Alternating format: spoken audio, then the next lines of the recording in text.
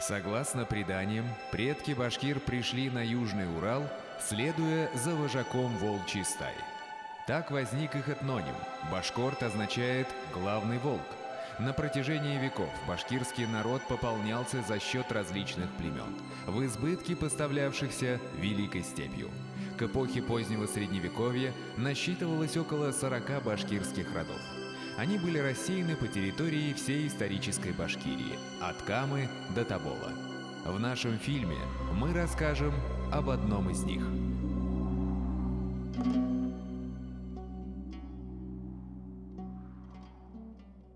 Глубоко укоренившееся мнение о том, что средоточием настоящих, или, как еще говорят, чистокровных башкир является только севера и юго-восток Башкортостана, с точки зрения этнографии является абсолютно неверным. Северо-западная часть нашей республики в этногенезе башкир сыграла не менее важную роль, чем ее восток. Тому примером история башкирского рода Каршин. Селения башкир рода Каршин расположены к северо-западу от столицы Башкортостана, города Уфы, а конкретно в долине реки Кармасан на территории Кушнаренковского, Уфимского и Благоварского районов Республики Башкортостан. Безнең Каршин халкы ниттән килгәннәр. Кармасан буенда, Кармасан һәм Кәрәкәй елга буйларында алар тезелеп утырган. Бәләкәй генә, 7 генә авыл дип сөйлиләр инде. Беренче бит инде менә Шәрип авылы, шушы менә Шәрип Мөрәков дигән башкорт старшинасы төзегән диләр инде. Шул Шәриптән бүленеп чыккан моннан 3 километр Мәмәк авылы бар. Аны Шәрип Мөрәковның малайлары төзегән диләр инде. Менә монда якын гына тора безнең нидән Югарак баш дигән авыл. Беренче яңлышмасам 1731 елларда төзелгән дигән диләр инде. Аның точно гына белмим, старшинасын кем төзегән. Югарак баштан бүленеп чыккан менә безнең Түбәнак баш, халыктан сайыскан дип йөртәләр. Шуннан бүленеп чыккан бит инде менә шушы Уртак баш авылы. Үгіз ауылы тоже башкорт ауылы, кстати, мен сопросим, үгіз ауылы тоже Каршин крайында. Ол бұрынғы ауыл. Үгіз 1, үгіз 2. Үгіз 1 булган башкорт авылы, икенче ягында анда какой-то беркен елга кебегендә. Үгіз 2 мишәрләр авылында, мишәрләр булган. Таким образом, жители всех аулов рода Каршин приходятся друг другу кровными родственниками, поскольку их предки были выходцами из старинного села Шарипово Кушнаренковского района Башкортостана. Как свидетельствуют документы 17 века, в прошлом оно именовалось просто Каршин по названию рода, населявшего его.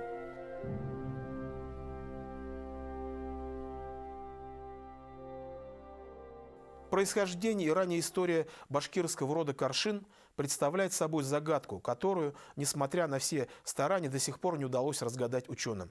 Начиная с XIX века высказывали самые различные мнения относительно данного предмета, но ни одна версия пока не получила надежного подтверждения в источниках. Еще в 1897 году российский тюрколог хакасского происхождения Николай Федорович Катанов совершил экспедицию в Уфимскую губернию, где провел исследования среди башкир, мишарий, типтярий, крещен. Им, в частности, были высказаны некоторые мысли относительно происхождения ряда башкирских родов, которые в 1913 году были отражены на страницах журнала «Шура» в статье, написанной молодым тогда ученым Ахмедом Заки Валиди. Среди зафиксированных башкирских властей Мин, Табын, Кыпчак, Тамьян, Миркит, Катай, Гирей, Тазлар, Кыргыз являются родами тюркского происхождения. Однако другие – Орлар, Саралы, Уваныш, Кувакан, Каршин и другие им подобные – финно-угорского происхождения. Катанов считает башкир тюркизированными финнами. Мин үзем әти ягыннан югарак баштан инде. Әни ягыннан Шәриптән. Нәрсә икән, нәнәйләр сөйләсен инде. Нәнәй сөйлидер инде миңа бәләкәй чакта керәдрәк бит инде. Сахара ашарга дип теге уразат иткән чакта нәнәй бик китап укырга яратадыр. Әйтәдер менә без мин шунысын гына аңлам. Фин башкортларыбыз дип сөйлидер нәнәй безгә. Нәрсәдән ниткәндер инде ул, әйткәндер аны. Предание о финно-угорских корнях рода Каршин, по всей видимости, является результатом фольклоризации названной выше публикации. Журнал «Шура», издававшийся известным башкирским просветителем Ризаэддином Фахретдиновым, пользовался большой популярностью у мусульман России. Поэтому идеи, изложенные на его страницах, быстро распространились среди населения, усваивались им и через 2-3 поколения превращались в новые предания. Речь шла о финно-угорском происхождении рода Карши. Причем эта теория, эта концепция получила свое развитие еще до революции. В журнале «Шуро» была опубликована статья, где на основании чисто филологических доказательств утверждалось, что род Карши происходит от удмуртов. На каком основании? На том, что в этом этнониме есть частица «ар», которая характерна именно для финно-угорских народов. И таким образом почти 70 лет никто не подвергал эту концепцию какой-либо критике. В 1904 году в трудах Оренбургской ученой архивной комиссии краевед, этнограф и геолог Дмитрий Соколов опубликовал работу о башкирских тамгах, в которой выдвинул гипотезу о том, что род Каршин является подразделением крупного башкирского племени Елан. Последнее слово в разработку данной научной проблемы высказал выдающийся башкирский этнограф Раиль Гумерович Кузеев. И только Кузеев, благодаря, кстати говоря, достаточно сложным сравнительно-этническим исследованиям, доказал, что на самом деле говорить о удмуртском или финно-угорском субстрате не имеет смысла, поскольку корень «ар» вообще характерен для очень много чисто тюркских этнонимов, ну, например, хазар, булгар и так далее. Но никто не говорит о их финно-угорском происхождении. Если быть точным, то Кузеев писал следующее. В этнониме «каршин» основу можно представить в форме «карши». В уйгурском языке слово «карши» означало «крепость», «укрепленный город». Оно было рано заимствовано тюрками. В Средней Азии можно найти немало названий населенных пунктов с указанной основой. В этом аспекте «каршин» могло означать то же, что и «балыксы» и «ректе», то есть защитники укрепленных городов. Более того, на основании изучения тамок, на основании исследования связи рода Карши с другими башкирскими родами, он установил все-таки исключительно тюркское, даже кипчакское происхождение рода Карши и впервые выдвинул концепцию происхождения этнонима Карши от уйгурского корня слова, которое означает крепость или твердыню, что, в общем-то, очень распространенное среди башкирских родов происхождение термина. Очевидно, Карши имеют отношение к какой-либо пограничной, либо охранной службе. Отсюда, собственно говоря, и происхождение этого этнонима.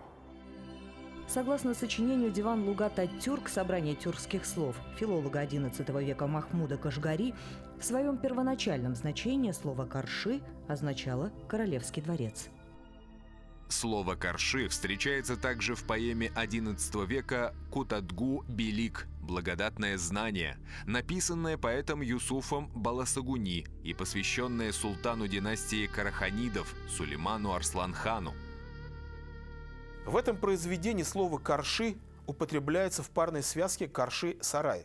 Позднее слово «карши» позабылось, а для обозначения понятия «дворец» сохранился лишь термин «сарай» и поныне употребляемый в живой речи тюркских народов.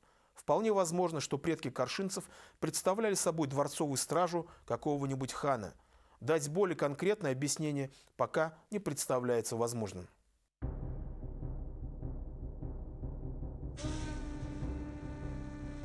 В XIII веке на просторах Евразии возникла мировая монгольская империя, западная часть которой именовалась Улусом Джучи.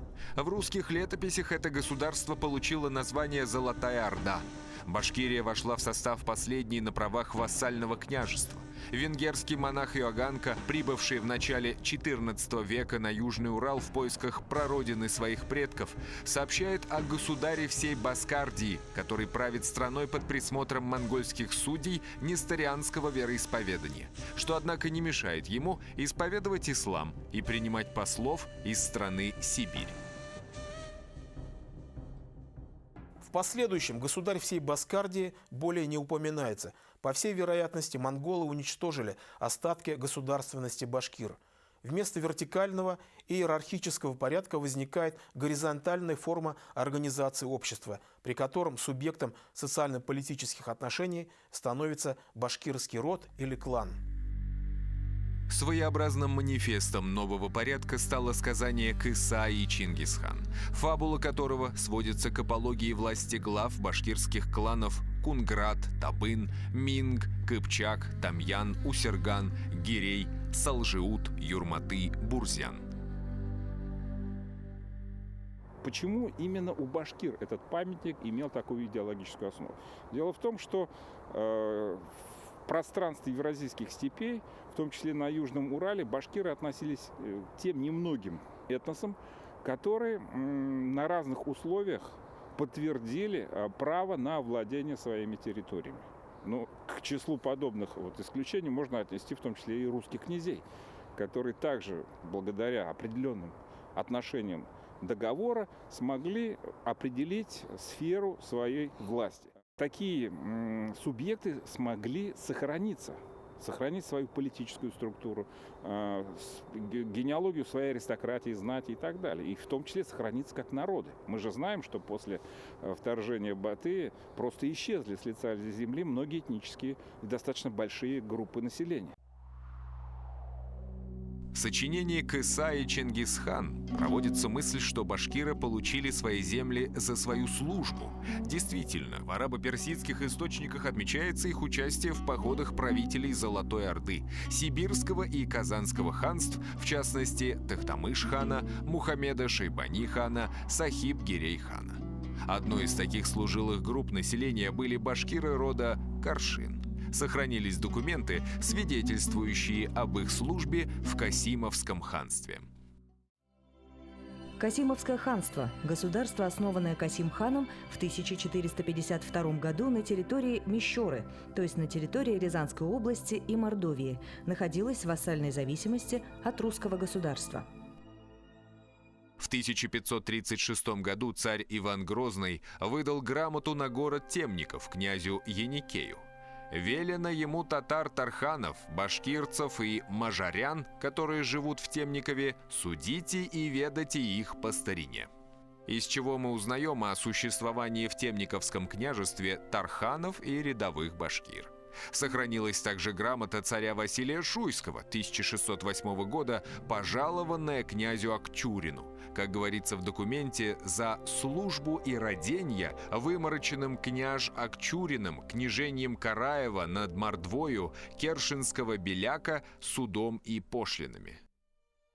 В документе упомянут Кершинский или Каршинский беляк, то есть бейлик, княжество, из чего следует вывод о его служилых людях, башкирах рода Каршин. Когда создавалось ханство в Мещерском юрте, хану Касиму понадобились войны. Почему в Касимовском ханстве появляются Каршинские и Иректинские беляки, то есть владение башкирских родов Каршин и Иректы. Вообще, пришлая тюркская знать, нагайцы, крымцы и башкиры сыграли выдающуюся роль в истории Мещеры. Под их влиянием финноязычная Мещера, разновидность мордовского этноса, приняла ислам и перешла на тюркский язык. Так возникли мишари, ныне субэтнос татарского народа. Ключевую роль во взятии Казани в 1952 году сыграла крепость Свияжск, которая была возведена буквально там за считанные месяцы. Так вот, главную роль в строительстве этой крепости сыграли в том числе и касимовские татары. Я нашел челобитную коллективную служилых мещеряков Оренбургской губернии начала XVIII века, где в числе своих заслуг они прямо говорят о участии их предков во взятии Казани. Русская дворянская, так сказать, конница составляла по разным оценкам менее половины русской конницы. А вот ударные части составляли именно выходцы из Касимова. То есть и они в этом отношении действительно были самым подвижным частью русского войска. Башкирские воины также участвовали во взятии Казани в составе войск Касимовского ханства.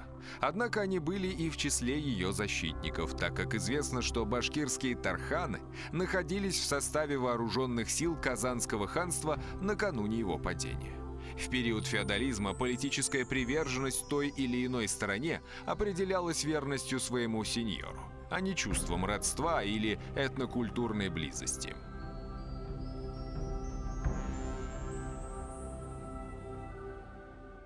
Об обстоятельствах принятия каршинцами русского подданства ничего не известно. Они составили отдельную волость в долине реки Кормасан.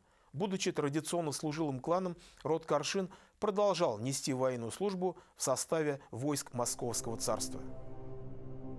Башкирские воины участвовали в борьбе с интервентами во время Смутного времени, в Крымском и Азовских походах конца XVII века, в Северной войне 1700-1721 годов, наконец, в Прусском походе 1757 года во время Семилетней войны. Осенью 1756 года аул Каршин, ныне Шарипово, стал местом формирования 2 пятисотенных полков из башкир и мишарий Уфимской провинции для отправки в действующую армию. Мен атлы башкирт мишар шунда жыйлалар. Шушы жерде 8 октябрьда жыйлашып бетип, 2 атна ичинде мына шушы 9 октябрьда олар мына шушы Каршин yazılgan Каршин Шарип ул вакыт атала Каршин yazılgan дефис белән Каршин Шарип авылыннан 9 октябрьдә чыгып китәләр. Менә шушы әлеге вакытлар була бит инде. Пруссия, нигә Украина, әлеге Украина Чернигов җиренә барып җитәләр. Менә бер ай эчендә. В Нижегородской области к башкирскому и мишарскому полкам присоединился полк казанских татар и полк калмыков.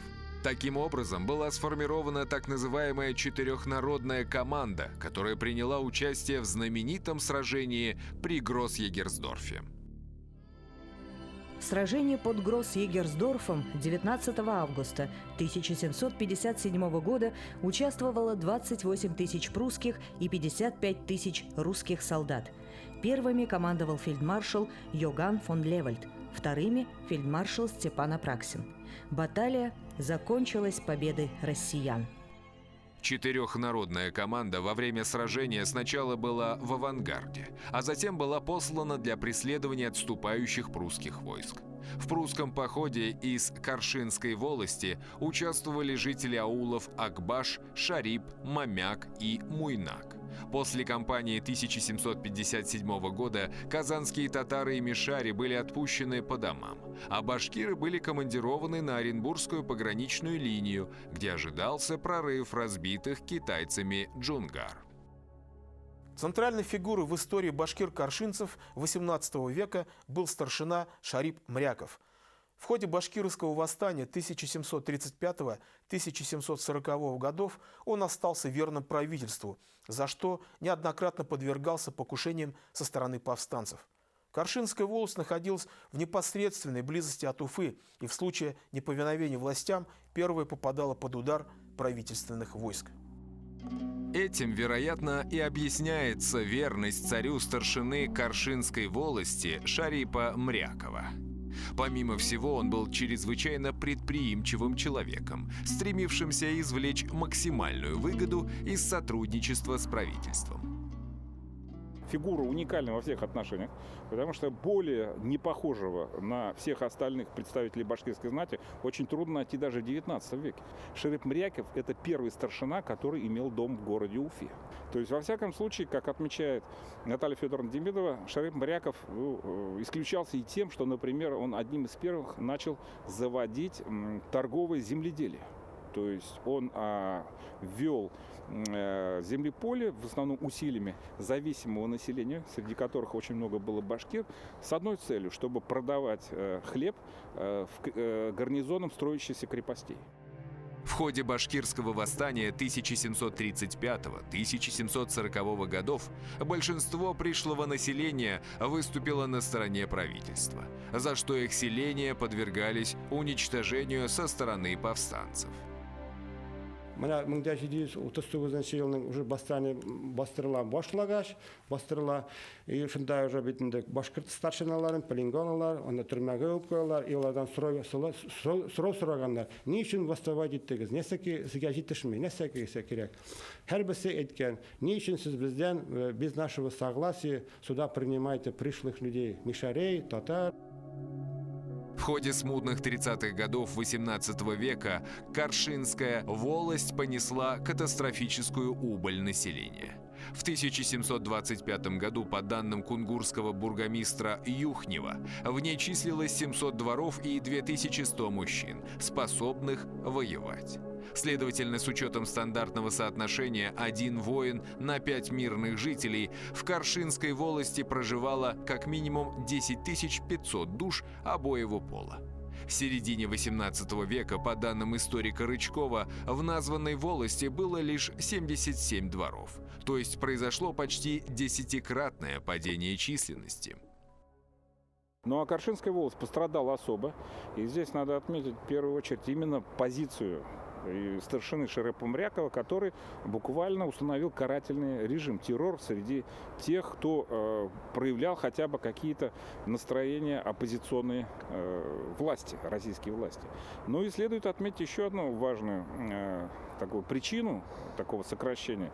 Дело в том, что башкир в случае недовольства своей аристократии, своей знати, существовала традиция ухода от кочевки. То есть каршинцы просто покидали такого старшину, который абсолютно не пользовался никаким авторитетом среди своих башкир.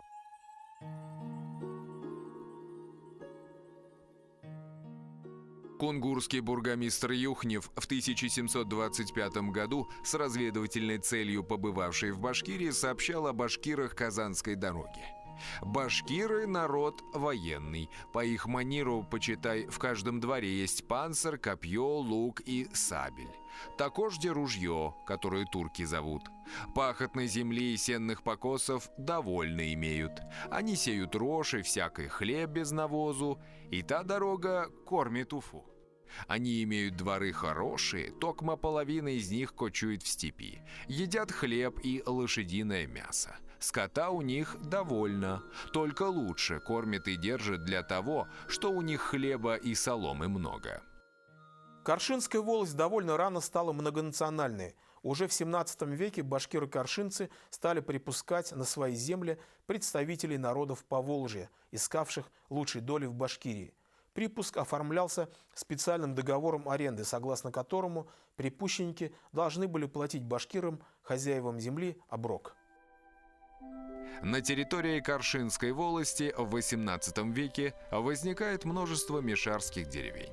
Кроме того, мишары подселялись и в, собственно, башкирские селения. Электән үгендә безнең авылларны 2-3ка бүленгән дәге Уралның баягында бүтән авыллар инде мишәр эше, башкорт эше дип йөртәләр. Һәрбер авылда алсак та була ул ни. Ике милләт халкы утырган башкорт и мишәр халкы дип. Бездә йөртәләр иде мишәр эше, башкорт эше дип.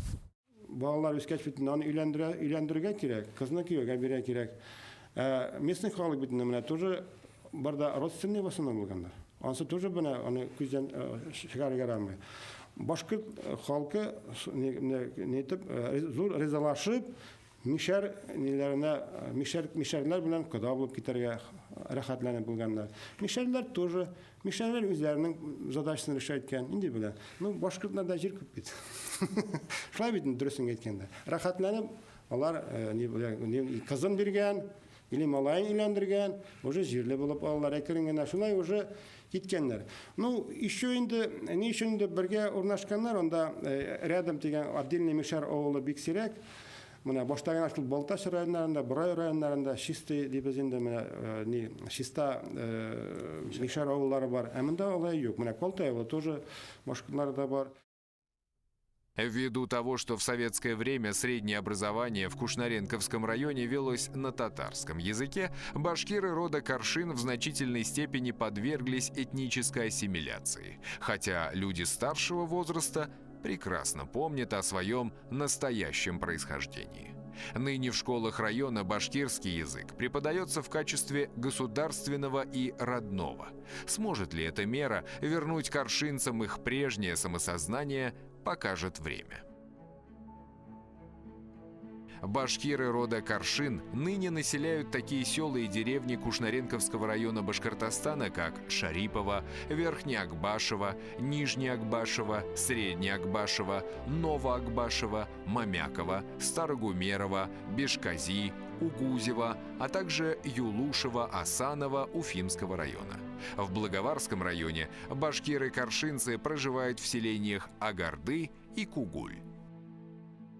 Небольшой род с большой историей, так можно сказать о башкирах-каршинцах. Их истоки теряются во тьме веков. В эпоху позднего Средневековья они уже были известны как военный клан с большой традицией. В прошлом каршинцев много общего с национальной историей башкир, но много и частного, делающего их уникальным явлением в созвездии башкирских родов.